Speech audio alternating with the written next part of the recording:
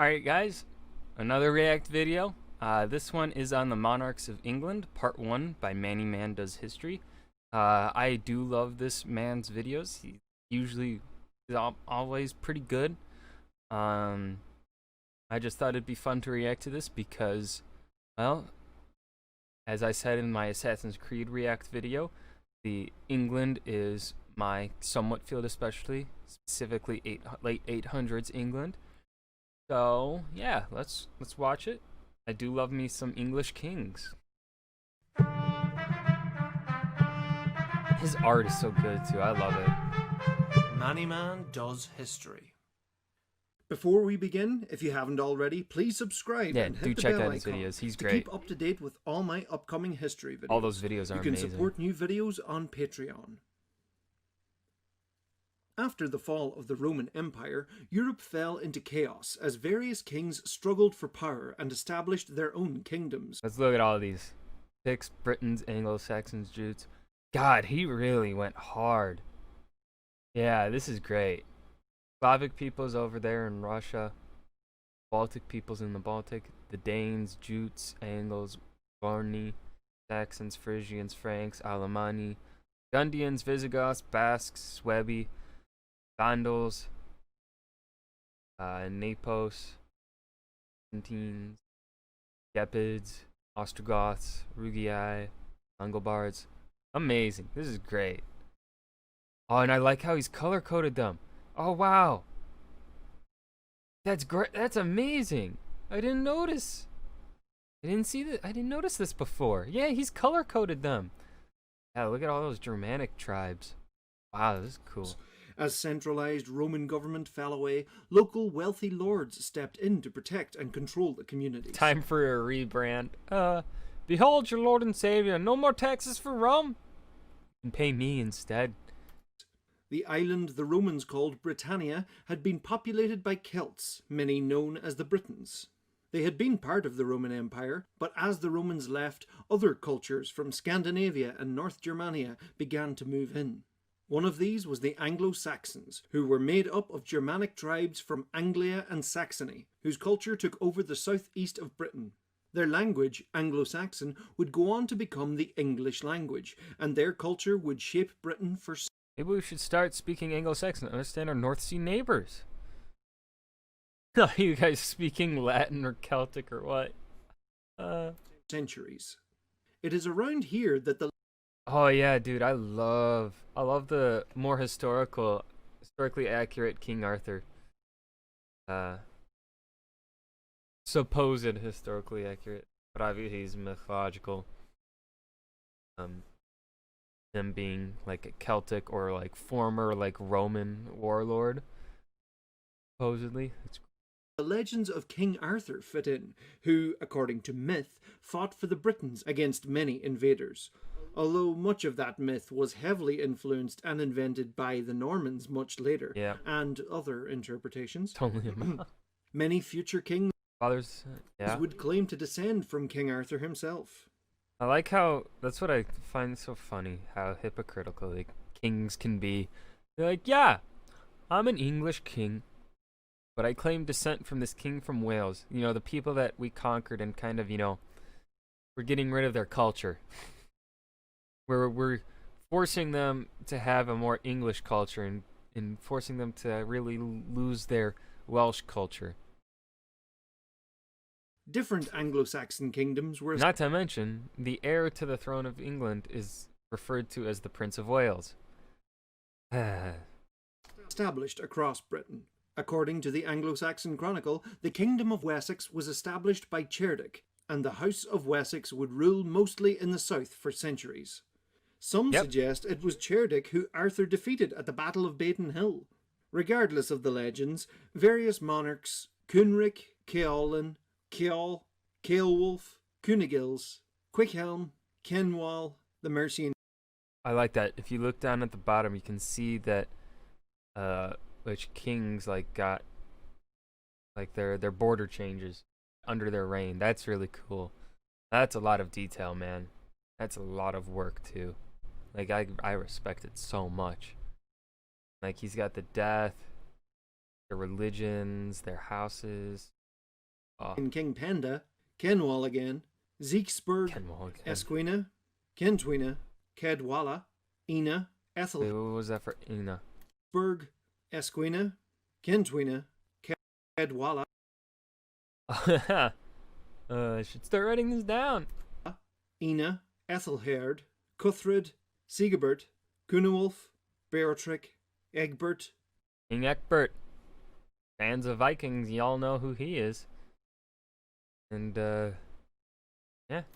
Ethelwulf, Ethelbald, Ethelbert, and Alright. Ethelred all ruled over the early Oh my god, no.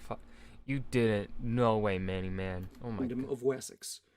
Other kings ruled over the Septarchy. Yeah. other kingdoms, but I'm not going to draw them all. The George R. R. Martin there. Oh, hold up. We gotta look at that just to appreciate it. Yeah, that's what he did. Flip Scotland on top of Ireland. Alfred became king of Wessex in 871 and ruled from Winchester. He My three brothers can be good kings. I can be great. apparently was a good king, fighting the Vikings and solidifying the boundaries of the Danelaw, Yep. the Viking territory to the north. He married off his daughter Aethelfad, off to the Lord of Mercians, Yep. Ethelred, for strategic purposes, Yeah. bringing Mercia into the fold. Yeah, essentially, just to expand on it, because obviously he's doing very quick and brief. He pretty much did that because Mercia for centuries was seen as the strongest of the English kingdoms, Anglo-Saxon kingdoms, until the Danes invaded, and then it saw their power really drain. And so Alfred saw the opportunity. He was like, if I marry my daughter off to this dude, he'll pretty much have to essentially be my vassal. But Mercia was never technically under Wessex. Not officially. And then Alfred definitely viewed them as under him and probably part of his kingdom. It wouldn't be until Edward, his son, truly brought Mercia under the fold, unified England. Alfred is seen as the first king of the English. Arguably. But in a sense, I like how he says that, king of the English, not king of England, because yeah, he was king of the remaining English lands. So, in a sense, he was king of the English. Although his kingdom didn't quite cover all of what we now consider England just yet.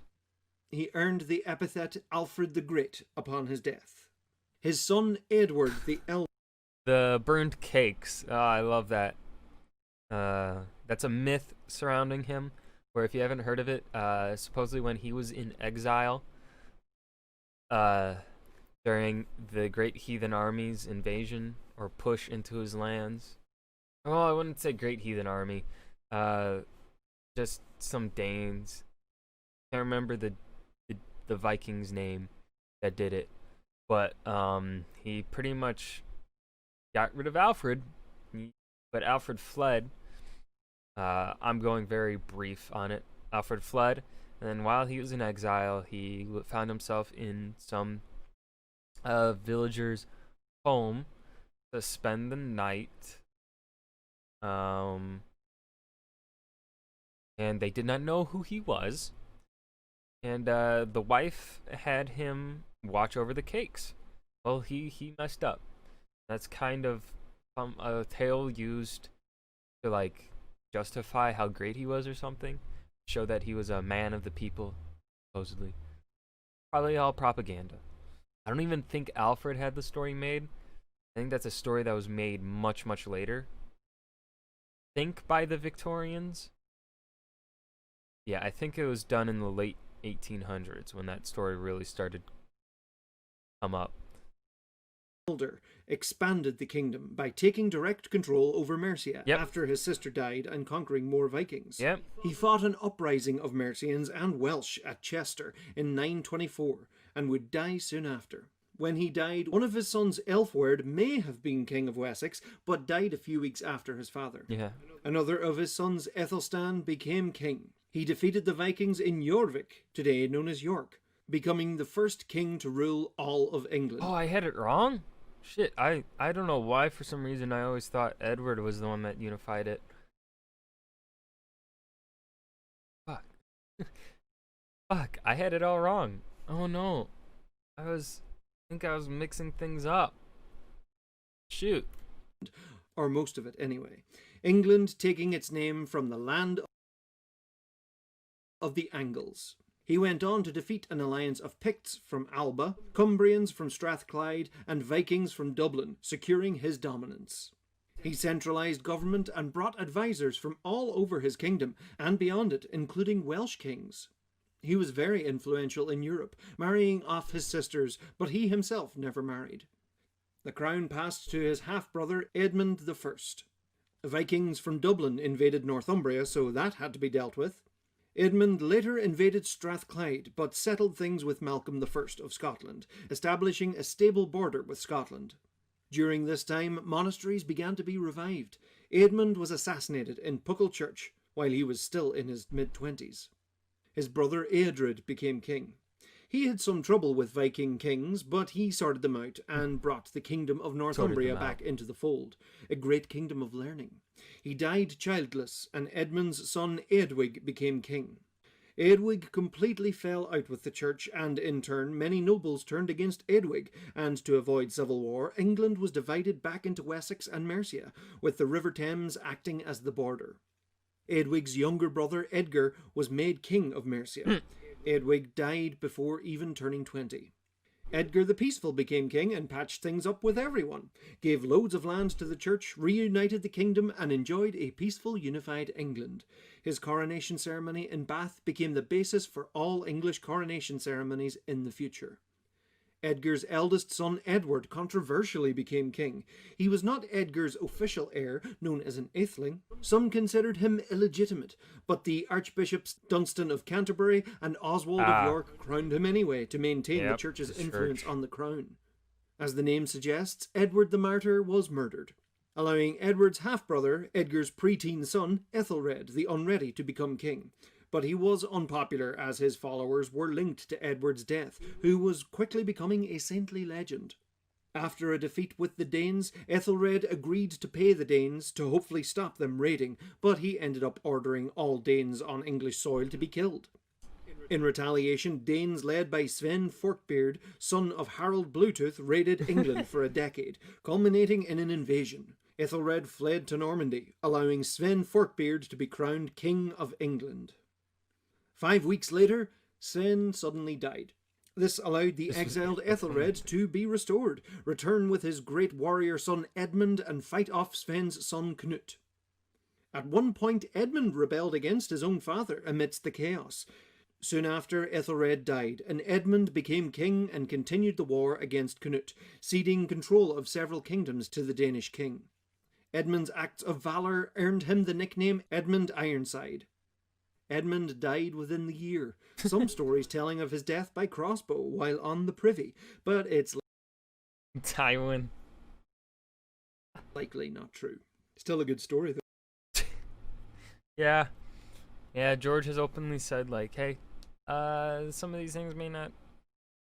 They're kind of based on popular history, not on, specific things, whatnot. Popular history, whatever he calls it. With Edmund dead, Knut moved in and became king of the whole kingdom of England. He married Ethelred's widow, Emma of Normandy, to further solidify his hold on England. Emma's sons, I may have to murder your children, by Ethelred, went into protection in Normandy, as Knut began killing many of Ethelred and Edmund's heirs and supporters. Knut the Great was a very powerful king, controlling England, Denmark, Norway, and parts of Sweden, now with better access to his Viking allies in Ireland. Knut became very influential in the Catholic Church too. A legend arose about Knut sitting against the tide to prove to his flattering courtiers that there were some powers above that of a king. When Knut died, his son Harold Harefoot became regent of England in place of his half-brother Harthacnut, who was in Denmark fighting a rebellion. During this time, Harold's mother, Ilfgifu of Northampton, brought many nobles on side, including the ambitious Godwin, Earl of Wessex, who ruled south of the Thames alongside Emma of Normandy, in place of her son Harthacnut. Her other sons by Ethelred the Unready, Alfred and Edward, returned separately to England from exile in Normandy with a small force. Alfred was captured by Godwin and killed. Edward returned to Normandy. Harold was eventually crowned King of England himself. Fearing she was losing support, Emma fled to Flanders. Her son Harthacnut wasn't happy with Harold taking the crown of England, so he readied an invasion army. But Harold died before he arrived, so Harthacnut became king anyway. He ruled with an iron fist, and invited his half-brother Edward back from exile, probably as his heir. Harthacnut died at a wedding after only a 2-year reign. History, you're just... Oh, I love it. Love his addition, like that little George R. R. Martin funnies. Dying young like several That after only a 2-year reign. this was probably a stroke, possibly poison. Huh. Dying young like several of his predecessors. It was a dangerous position. This was the end of Danish rule, and the Anglo-Saxons were restored. Edward, son of Ethelred the Unready, and half-brother of Harthacnut, became king. It's a complicated family tree. Edward had a tough time re-establishing the Anglo-Saxon throne. All the while, the rival family of Godwin, Edward's father-in-law, was rising in power. Tension was high between them, particularly given that Godwin had had Edward's brother Alfred killed. Edward aided an invasion of Scotland against King Macbeth, yes, that Macbeth, and quelled a rebellion from the Welsh. Edward oversaw the beginning of construction on Westminster Abbey, and his connections with the church would gain him a posthumous sainthood known as Edward the Confessor. Edward had many links with the Normans of Normandy, having spent many years there in exile. It is understood that he had promised the throne to his cousin, Duke William II of Normandy, but upon his deathbed he gave protection of the kingdom to his brother-in-law Harold, Godwin's son. And so passed the last king of the House of Wessex. Harold, Godwin's son, was crowned king. But some were not impressed by this development, including William of Normandy. But that is a story for part 2. The horse with the eyes. Yeah, that is, the Monarchs of England. I don't really have anything more to add. He did a great job. Obviously, it's brief history, really done fast. 9 minutes, roughly 700 years of English history covered in about 9 minutes and 40 seconds. I'd say he did a pretty damn good job. Yeah.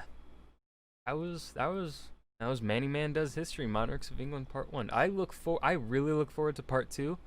And yeah. Thank you for watching. If you enjoyed, please hit that like button and subscribe for more. Thank you.